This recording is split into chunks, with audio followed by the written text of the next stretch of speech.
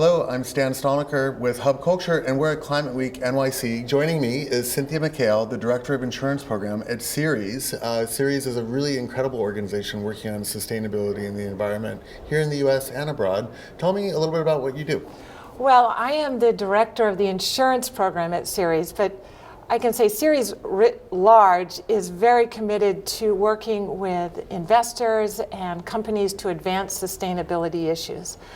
So we're very engaged with the private sector, and I can say that absolutely applies in the case of insurance, where there's just huge potential for these companies that are society's risk managers to help us understand and manage climate risks. So I have a couple of questions coming out of that, but the first one is, what is really the link between insurance and climate?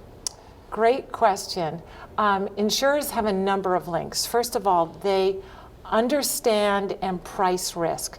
So upfront, whether it's a home or a car or a boat, they understand the various climate risks such as weather patterns that might cause damage to any of that property and insure it. And if there is damage, come in and pay to rebuild or to put things whole again. Yeah, because they're the ones that are cleaning up after these disasters happen, right? Absolutely. They pick up a big portion of that tab. Not all of it, but a lot of it.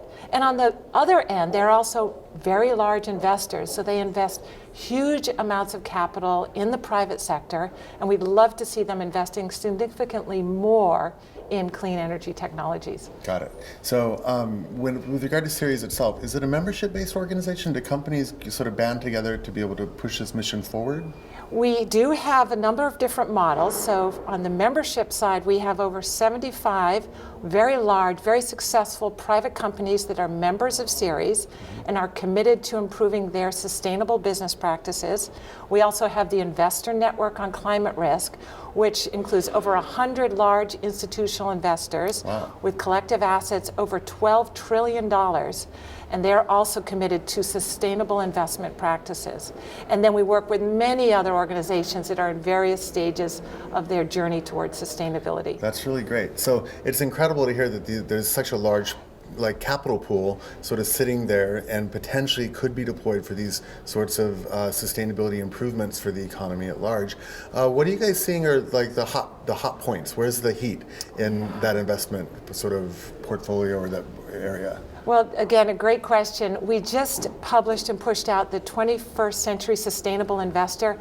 There's so much focus right now on investments and divestiture in fossil fuels. Mm-hmm. We really are taking the position that there's a lot of risk, and we want our investors to understand the risks of investing in some of the legacy technologies and some of the legacy fuels, and ways that they can over time sort of take some of that risk out of their portfolios and invest some of that money in the newer technologies. So I think it's really, there's so much attention with 350.org and the work that we're doing. Great work, 350. Absolutely, on the whole investment front. Right. So if we can align the capital with the goal, what do you see the world looking like, say, by 2020, when we're sort of 7 years out? What would be success for a CERES point of view in terms of this investment sort of sea change?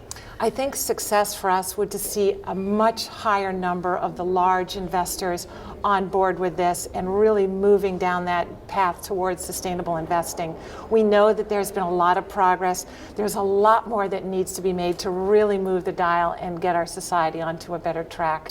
Right. And so final question, of those that are already moving and sort of out there in the lead, who, especially in the insurance space, who's leading that? Who's leading that? Well, certainly Swiss Re, absolutely. They have been a leader for many years. There are a number of other reinsurers such as Munich Re, Tokyo Millennium Re, for example, Renaissance Re, and there are some primary companies now that are really taking a position that's moving the dial, such as Zurich and a number of others. So we've got some terrific leadership in the insurance sector, and there are some others that would probably be a little bit early for me to mention names, but I think you're going to be hearing a lot of good news soon about some very big companies coming out from the insurance world. Yeah, so making their stand for climate, that's great. Absolutely, we're really proud of that. Okay, thank you so much, Cynthia. I'm Stan Stalnaker with Hub Culture, and this is Cynthia McHale from CERES. It's a pleasure. Thank you very much. Thank you.